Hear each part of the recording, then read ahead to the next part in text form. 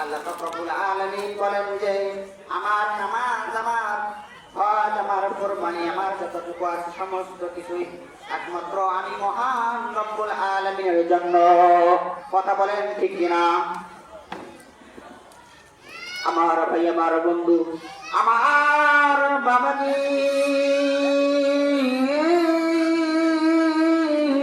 ও বগুড়ার বাবাজি, কথাগুলো খুব গভীর খেয়াল করে শুনবে।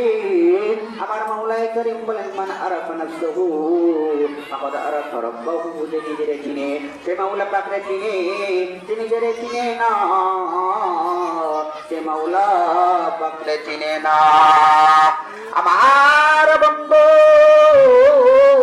এ মুসলমান বাবাজি, আমার রব্বুল আলামিন জানিয়ে দিলেন কুল ইন্না সালাতি ওয়া নুসুকি ওয়া মাহিয়ায়া ওয়া মামাতি লিল্লাহি রাব্বিল আলামিন। জোরে জোরে চিৎকার দিয়ে বলুন না আল্লাহু আকবার।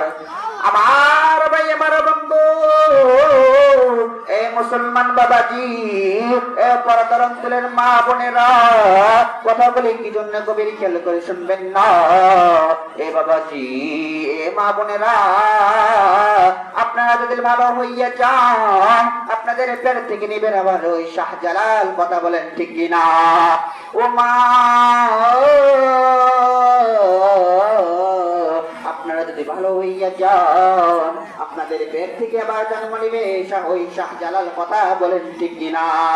আপনাদের পেট থেকে আবার জন্ম নিবে ওই শাহপরান, ওই সুলতান মাহমুদ। কথা বলেন ঠিক কিনা?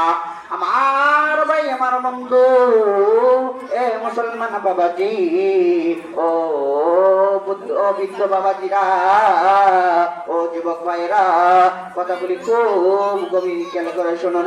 আমার মাওলায়ে কারীম বললেন এই বান্দারা, এই বান্দারা, তোরা শোন শোন শোন শোন, আমি রব্বুল আলামিন একমাত্র তোদেরকে বানাইছি আমার ইবাদত করার জন্য।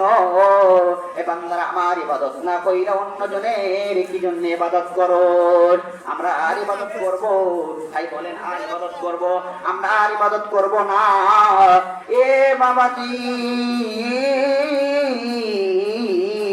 এ মুসলমান ভাই, রাসূলের একজন কালেম ছিলেন হযরতে বারা ইবনে আযিব রাদিয়াল্লাহু তাআলা আনহু। কি ছিলেন?